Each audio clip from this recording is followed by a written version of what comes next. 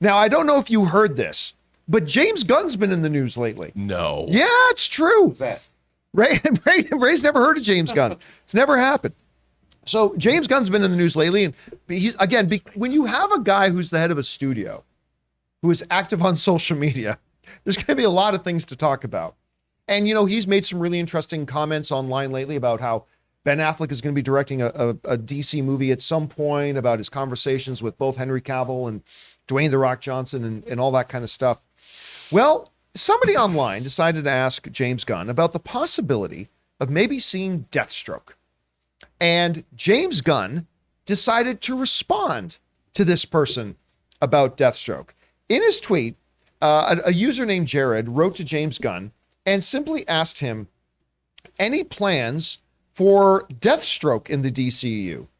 And James Gunn, who has usually been just very direct with audiences and very direct with fans when answering questions, he just wrote, could be, ... Could be, ... Now, of course, we got to point out here that Gunn did not explicitly come out and said, yes, we are doing Deathstroke. He didn't say that. But he's not been one to kind of tease the audience much. And when normally, and this might be different, but normally when he kind of alludes or teases something, we usually find out not long after that thing is actually something that's happening. So maybe that's the situation here. All right, so the question becomes, let's assume for a moment that his could be was his way of giving us a wink that a Deathstroke is coming.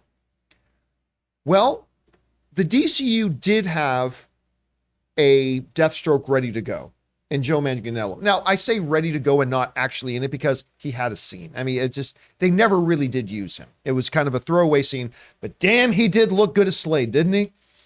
Didn't he completely look the part? Yep. I submit to you that he did. And apparently that was him in the suit in the little Ben Affleck test footage thing for Ben Affleck's Batman movie. All right, Rob, no basis theorizing time. Every once in a while we theorize based on good information, but let's theorize on just complete baseless fan speculation. All right. What do you think are the chances that, and just to be clear, James Gunn said nothing to this effect, but we're going to play around. What do you think the chances are that you have said that you thought that maybe when Ben Affleck does come in to direct a DC movie, as Ben and James Gunn have said is going to happen, that it is maybe his Batman Deathstroke script that never got made, and that maybe we could see Joe Manganiello playing Deathstroke since he never really did get his turn at the sword? Or could he be talking about using Deathstroke in a kind of animated traditional way of maybe having him as a villain in a Teen Titans thing? Or I don't know. But you see what James Gunn said. What's your takeaway from it? Well, John, as Hans Gruber once told his associate Theo, he said, it's Christmas. It's the time for miracles. So I would say this. I mean, look, we have heard, people have talked about how great that script was. The Batman versus Slade Wilson Deathstroke script. Knowing how studios work and knowing that that script was already paid for and it was already written, it's already there. If it is a great script, they'll figure out a way to use it. And if Ben Affleck came and said, look, I'm not playing Batman anymore, but I did direct a film for the studio that won Best Picture, and I directed 3 other films I'm very proud of. He's directed 4 films for Warner Brothers. They have a script they developed. Why start from scratch when you have a script that's already great? I mean, hell, John, speaking of Die Hard 2 was a script called 58 Minutes. That wasn't a Die Hard script, and they turned it into one. And they made that. Die Hard 3, Die Hard with a Vengeance, was a script called Simon Says. Wasn't a Die Hard script. They turned it into a Die Hard script. They have a Batman script at Warner Brothers. A Batman and Deathstroke script. I think, if I was a betting man, I would say yes. That script would be the script that Ben Affleck will direct. The script he already developed, because he already knows how to direct it. Whether Joe Manganiello will come back and play that character, I would say that's iffy. Whoever plays Slade Wilson will be defined by who's playing Batman. You can't cast Slade Wilson first. You have to cast your Batman, and the Batman that's going to move forward in the DCU for 10 years. Once that person is announced, then they can cast Deathstroke. Maybe it could be him. I would suspect a character like Deathstroke should be a little bit older. But you never know. I'm going to say something completely unexpected because I am generally lean of the persuasion that if you are doing a character that is a new iteration of a character, you don't go back to former actors. And I know we were just talking about Charlie Cox playing Daredevil and everything, but I normally, that's the way I lean. Sure. I'm going to throw out a name here, though. Manu Bennett. For those of you who don't know the name of Manu Bennett, I first became familiar with Manu Bennett because he played Crixus in one of my top 3 favorite shows of all time, Spartacus. He was amazing in that show. And then a little bit later, he got the role. There he is. He got the role on CW's Arrow as Deathstroke. And I'll tell you what, think what you will about how they wrote that Deathstroke character and everything. I've never personally met anybody that didn't think he was fabulous playing the role. He's got the look for it. He's a really good actor. Manu Bennett is a really, really good actor. By the way, he was the motion capture artist and the voice of the White Orc in the Hobbit movies, right, as well. And he was also the lead in the Shannara Chronicles. But he's fabulous. I love Manu Bennett.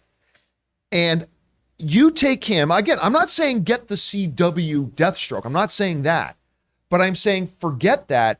I actually really love this guy in this role. He's a little bit older now. Like, he's not old, but he's a little bit older.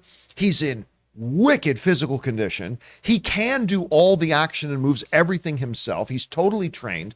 He's got a great look. His voice, though, his voice is so damn good. I would love to see, if not Joe, because he's already in the DCU. Who is this one in? Which one is that? That's Teen Titans, right? Is that Esai Morales? Yeah. What show was that? Titans? Is it Titans? I think it might be. I keep think that finding, might- but it's not saying what show, so that's why I asked. I stopped watching Titans after season 1, but I know they brought in Deathstroke into. I've been that, watching this season because of Brother Blood. I see. So, do you have anybody off the top of your head? No. You know what? Here's the thing that to me, I have a very specific. I see him more as he's more of a, I don't know, a rich, sort of knowledgeable. These guys are more soldier-esque, and while Deathstroke is a soldier, I see him as a very learned man, almost like a PhD meets special forces kind of a guy. I don't know. I think that could be Manu Bennett. Could be. I think it could. I mean, be. he was good. The question is, though, would they do that? They've got to. It's got to be somebody that, again, it's going to be defined by who plays Batman. Yeah, I agree. That's going to be the big thing up next. All right, guys, question is for you. James Gunn has teased that we're going to see Deathstroke in this new iteration of DCU. If so, and again, this is speculation built on speculation, but if he is, could it be the Deathstroke that we were going to get in that Ben Affleck Batman script? I don't know. It's all speculation abounds, but that's what we as fans love to do. What do you guys think about that? Whatever your thoughts are, jump down into the comment section below and leave those thoughts there. Guys, we want to take a second to thank a sponsor of this video, Manscaped. This holiday season, I'll be giving thanks to our friends over at Manscaped. Everyone loves turkey and stuffing, but you'll be looking like dessert with the help of Manscaped's Performance Package 4.0. The leaders in below-the-waist grooming have blessed you with the ultimate Thanksgiving dinner topic. Tell your in-laws about your new cutting-edge ball trimmer and gift yourself or the man in your life the ultimate men's hygiene bundle. Trim up your pumpkins by going to manscaped.com and use the code CAMPEA for free shipping and 20% off. And this year I am so thankful for Manscaped because, like most of you guys, I used to use Neanderthalic Dark Age methods to trim my balls. Not anymore, thanks to Manscaped. It's time for all of us to give thanks to Manscaped Performance Package 4.0, or as I like to call it, the perfect package for your package. Inside, you'll find their Lawnmower 4.0 trimmer, Weed Whacker ear and nose hair trimmer, Crop Preserver ball deodorant, Crop Reviver toner, Performance boxer briefs, and a travel bag to hold all your goodies. The heart of the package, their Lawnmower 4.0 trimmer, features a cutting-edge ceramic blade to reduce grooming accidents thanks to their advanced skin-safe technology. So get 20% off and free shipping with the code CAMPEA at manscaped.com. That's 20% off with free shipping at manscaped.com and use the promo code CAMPEA. Be thankful this holiday season for the best gift of all from Manscaped. Your balls will thank you.